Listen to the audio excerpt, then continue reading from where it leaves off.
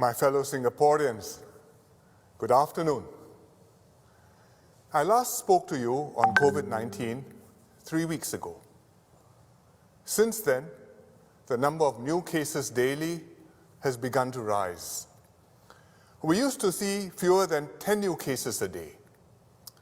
But in the last 2 weeks, despite our best efforts, we have routinely had more than 50 new cases daily. Initially, many of the new cases were imported from overseas, mostly returning Singaporeans. Then last week, we began to have more local cases. Furthermore, despite our good contact tracing, for nearly half of these cases, we don't know where or from whom the person caught the virus. And this suggests that there are more people out there who are infected, but who have not been identified. And they may be passing the virus unknowingly to others. In the last few days, we have also discovered several clusters at foreign worker dormitories and one at a nursing home.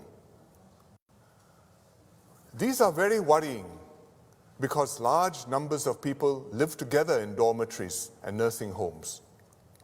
A single case can quickly lead to a large cluster.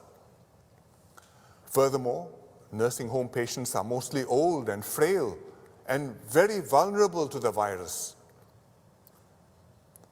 As the situation developed over the past weeks, we have tightened our safe distancing measures progressively.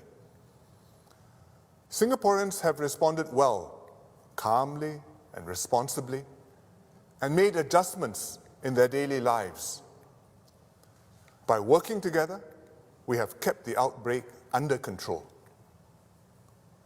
But looking at the trend, I am worried that unless we take further steps, things will gradually get worse, or another big cluster may push things over the edge. I discussed this with a multi-ministry task force. We have decided that instead of tightening incrementally over the next few weeks, we should make a decisive move now to preempt escalating infections. We will therefore impose significantly stricter measures. This is like a circuit breaker. It will help to reduce the risk of a big outbreak occurring. And it should also help to gradually bring our numbers down. And this, in turn, will allow us to relax some of the measures. This circuit breaker will apply for 1 month in the first instance. The task force is holding a press conference immediately after I finish speaking to you to explain the details. But let me give you the key points. First, we will close most workplaces, except for essential services and key economic sectors. Food establishments, markets and supermarkets, clinics, hospitals, utilities, transport, and key banking services will remain open. These are essential services. We also should not disrupt economic sectors that are strategic or form part of a global supply chain. People working in these industries can continue to go to work with safe distancing measures in place. But most other work premises must close. If the person can work from home, he should do so, telecommute. But others will not be able to, including foreign workers on construction sites and in shipyards. These workers live in dormitories, and we will make arrangements to look after them. The closure of workplaces will take effect from next Tuesday. This will ensure that most of our workforce stays at home and limits their physical interaction to as few people as possible. Second, we will also move to full home-based learning in our schools and institutes of higher learning. We started with 1 day of home-based learning this week. This has gone smoothly, with some teething issues being resolved. The Ministry of Education will work with the schools to implement full home-based learning starting next Wednesday. All preschool and student care centers will also be closed, but they will provide limited services for children of parents who have to continue working and are unable to make alternative care arrangements. Third, we will tighten restrictions on movements and gatherings of people. It boils down to 3 things.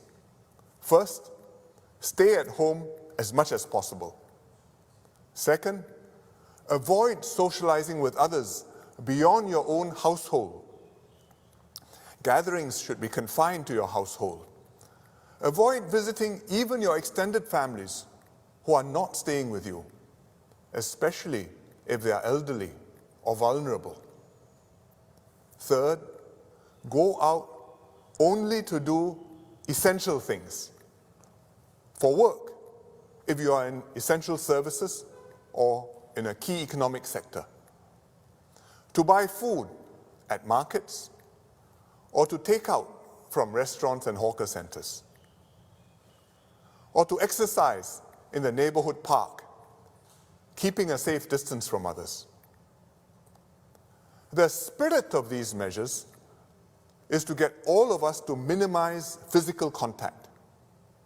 If we don't go out, if we avoid contact with others, then the virus won't be able to spread. It's as simple as that. But I know this is very hard to do. It's very hard as a practical matter in places like hawker centers and wet markets, because it's difficult to practice safe distancing, especially on the weekends when it's crowded. It will help if we all adjust our habits. For example, do our marketing on weekdays instead of weekends to avoid the crowd. We will also deploy more safe distancing ambassadors to encourage people not to crowd together. So please cooperate with them. Safe distancing is also hard for a psychological and emotional reason. It goes very much against our human instincts. It is in our nature to want to socialize, to be close to those we are talking to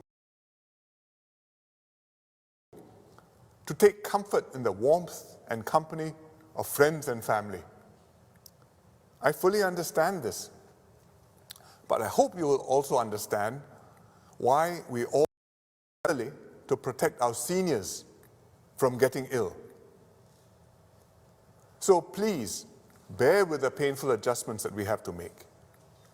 Each and every one of us can and must do our part to keep everyone in Singapore safe from COVID-19.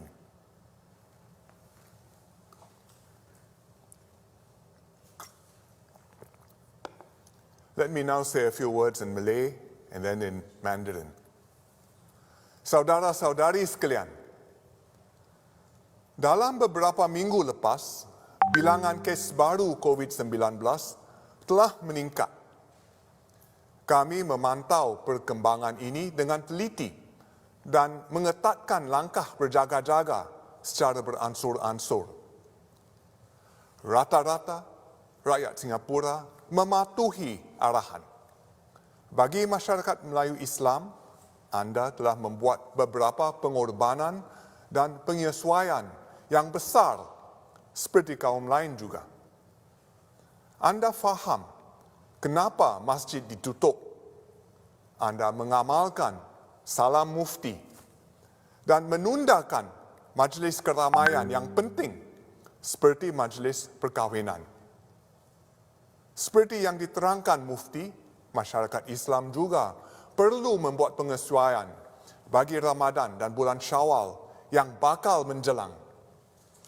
Saya sendiri kecewa kita tidak akan ada bazar di Geylang Serai tahun ini. Kesal sekali. Tetapi ini tidak boleh dielakkan. Terima kasih kerana memberikan kerjasama anda. Keadaan masih terkawal, tetapi pemerintah bimbang sekiranya kes baru terus meningkat, mungkin kemudian bilangan kes akan melonjak dengan tinggi. Oleh itu, kami telah memutuskan untuk melaksanakan langkah berjaga-jaga yang lebih ketat selama sebulan. Kami akan menutup sebahagian besar tempat kerja, sekolah dan prasekolah. Tetapi perkhidmatan penting seperti pasar dan pasar raya, tempat makan dan pengangkutan awam akan terus dibuka. Anda masih boleh mendapatkan barang-barang dapur anda dan masih boleh membeli makanan di pusat penjajah.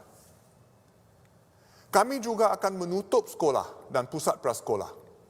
Saya harap ibu bapa akan terus membimbing anak-anak anda ketika di rumah supaya pendidikan mereka tidak terjejas. Kami akan perketat langkah-langkah untuk memastikan jarak selamat. Sebelum ini, kami pernah katakan bahawa orang ramai boleh berkumpul asalkan tidak melebihi 10 orang. Tetapi sekarang, kami mahu anda duduk di rumah jika boleh dan elakkan daripada bergaul selain daripada lingkungan keluarga anda sendiri.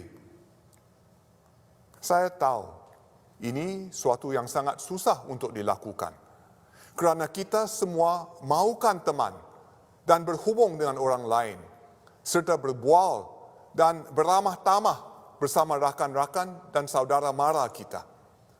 Tetapi saya harap anda boleh bersabar dengan apa yang kita harus laksanakan dan patuhi peraturan demi keselamatan anda sendiri dan kita semua.